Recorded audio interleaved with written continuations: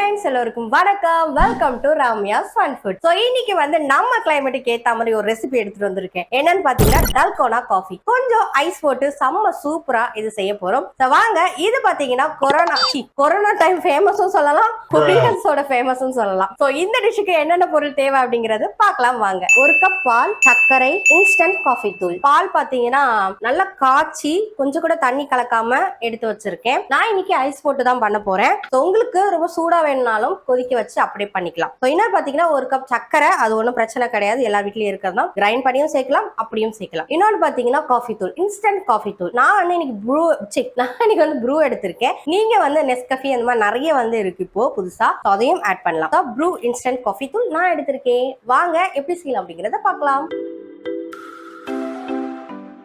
Coffee தூள் add பண்ணிக்கலாம். 2 பேர் அப்படிங்கறதால 3 ஸ்பூன் ஆட் பண்ணிக்கிறேன்.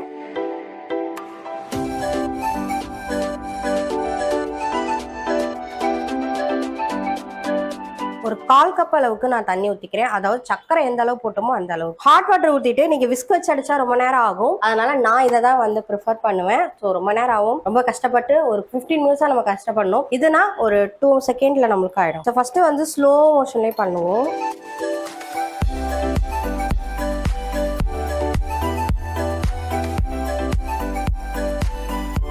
கலர் பாத்தீங்கன்னா அப்படியே கம்மியாயிட்டே, நீங்க விஸ்க்ல பண்ணீங்கன்னா கண்டிப்பா ஒரு 20 மினிட்ஸ் கண்டிப்பா ஆகும். கைவிடாம நீங்க வேற பண்ணணும். ஸோ இது கொஞ்சம் விஸ்க்ல பண்றது கொஞ்சம் கஷ்டம், ஆனா பண்ண முடியும். நான் வந்து பண்ண முடியாது சொல்லல, பட் இதுனா நான் ப்ரிஃபர் பண்ணுவேன். இன்னொரு விஷயம் என்னன்னா, நீங்க ஸ்பூன்ல பண்ணீங்கன்னா இன்னுமே லேட் ஆகும், 45 மினிட்ஸ் சாலிட் ஆகும். அவ்வளோ கஷ்டப்பட்டு ஒரு சின்ன கப் காஃபி குடிக்கணும் அப்படின்னா கொஞ்சம் கஷ்டம் தான். அதனால இந்த மாதிரி விஸ்க், எலக்ட்ரிக் விஸ்கர்ல பண்றது பெட்டர். ஸோ இப்போ நம்மளுக்கு நல்லா வெள்ளையா ஓரளவு, ரொம்ப காஃபி கலர்ல இருந்தது லைட் காஃபி கலர் ஆயிருக்கும், க்ரீமியா இருக்கும்.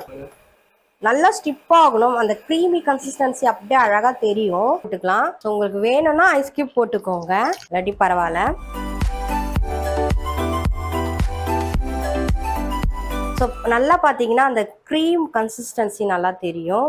ஸோ இதுதான் பர்ஃபெக்டான, இப்படி பண்ணா பாருங்க, பர்ஃபெக்டான கன்சிஸ்டன்சி நல்லா இருக்கும். வாங்க இப்போ எப்படி பண்ணலாம் அப்படிங்கிறத பார்க்கலாம்.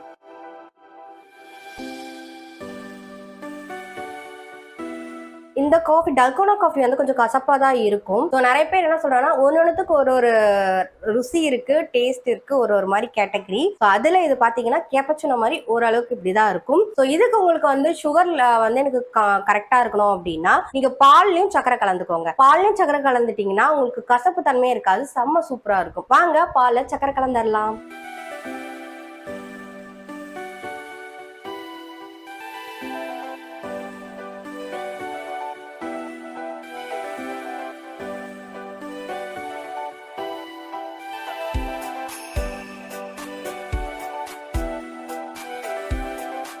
கேப்பச்சினோல பாத்தீங்கன்னா நம்ம வந்து ஃபர்ஸ்ட் மிக்ஸை போட்டுட்டு அதுக்கப்புறம் பால் ஊற்றுவோம். ஆனா இது பொறுத்த வரைக்கும் ஃபர்ஸ்ட் பால் ஊற்றிட்டு அதுக்கப்புறம் தான் இந்த மிக்ஸ் யூஸ் பண்ணணும். வாங்க இது போட்டுடலாம்.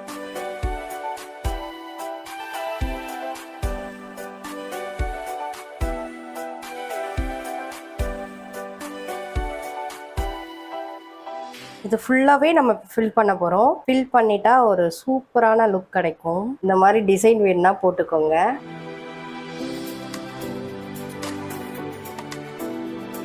வாசனையே சூப்பரா இருக்கு. அவ்வளவுதான், நம்மளோட டல்கோனா காஃபி ரெடி ஆயிருச்சு.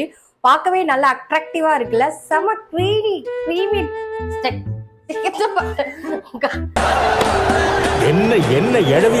செம க்ரீமியான டல்கோனா ஃப்ளெக்ஸா காஃபி, செம க்ரீமியான டல்கோனா காஃபி ரெடி ஆயிடுச்சு. ஸோ இதே மாதிரி நிறைய ரெசிபி நம்ம சேனல்ல இருக்கு. ஸோ இந்த ரெசிபி உங்களுக்கு பிடிச்சிருந்தா கண்டிப்பா போய் லைக்கை போட்டுருங்க. அது மட்டும் இல்லாம இதோட அண்ணனோ தாத்தாவோ சொந்தக்காரனோ தெரியல, அவனை பார்க்கணும்னா இதை கிளிக் பண்ணி பாருங்க. கீழே இருக்க என்னோட